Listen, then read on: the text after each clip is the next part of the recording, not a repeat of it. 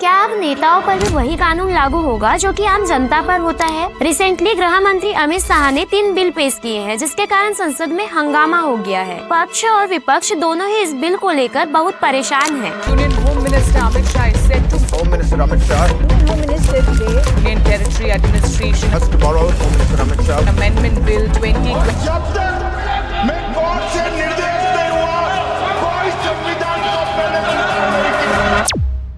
ये बिल कहता है कि अगर प्रधानमंत्री, मुख्यमंत्री या फिर कोई और मंत्री किसी गंभीर अपराध या 5 साल या फिर उससे अधिक सजा वाले अपराध में 30 दिन तक जेल में रहते हैं तो 31वें दिन उन्हें पद से हटाना अनिवार्य होगा। अगर ये इंसिडेंट प्रधानमंत्री के साथ होता है तो उन्हें राष्ट्रपति हटाएंगे। ऐसे ही मुख्यमंत्री को राज्यपाल, राज्य मंत्री को मुख्यमंत्री और केंद्र शासित प्रदेशों के मुख्यमंत्री को उपराज्यपाल हटाएंगे। इसके साथ ही इन बिल्स में ये भी इंक्लूड किया गया है कि ये मिनिस्टर्स अगर कस्टडी से रिलीज हो जाते हैं तो इन्हें वापस पद पर नियुक्त किया जा सकता है। अब जैसे ही अमित शाह ने ये बिल पेश किया तो अपोजिशन पार्टीज ने नारे लगाने शुरू कर दिए कि संविधान को मत तोड़ो, क्योंकि यहाँ अपोजिशन का कहना है कि गवर्नमेंट इस बिल के जरिए अपना पॉलिटिकल प्रॉफिट देख रही है। जैसे कि किसी भी झूठे केस में ईडी और सीबीआई की हेल्प से अपोजिशन लीडर्स को बार बार जेल में डालना, क्योंकि यह होता भी आ रहा है हमारे देश में, जो कि पूरी तरह से अपोजिशन को डिस्ट्रॉय कर देगा। क्योंकि हमने देखा था अरविंद केजरीवाल का केस। ईयर 2012 में इंडिया अगेंस्ट करप्शन आंदोलन के दौरान उन्हें अरेस्ट किया गया। इसके बाद ईयर 2014 में बीजेपी लीडर नितिन गडकरी को चोर कहने पर अरविंद केजरीवाल को फिर से 2 दिन के लिए तिहाड़ जेल में रखा गया। इसके बाद साल 2024 में दिल्ली लिक्वर पॉलिसी केस में ईडी ने केजरीवाल को फिर से अरेस्ट किया और वह 5 महीने तक जेल में रहे। बाद में सुप्रीम कोर्ट ने उन्हें बेल दे दी, लेकिन टेक्निकली कोर्ट में अभी तक उनके चार्जेस प्रूव नहीं हुए हैं। अगर इससे पहले के केस देखें तो मोहम्मद सुरती,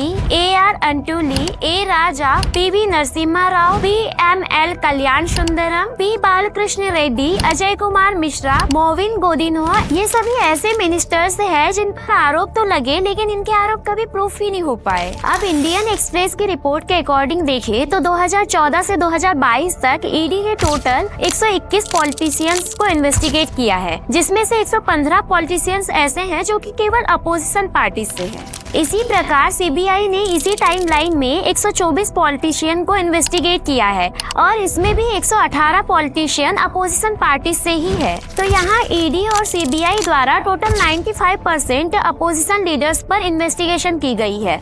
लेकिन इसके अपोजिट में हम देखें तो 2004 से 2014 के बीच सीबीआई ने 60% और ईडी ने 54% ही अपोजिशन लीडर्स को एग्जामिन किया है।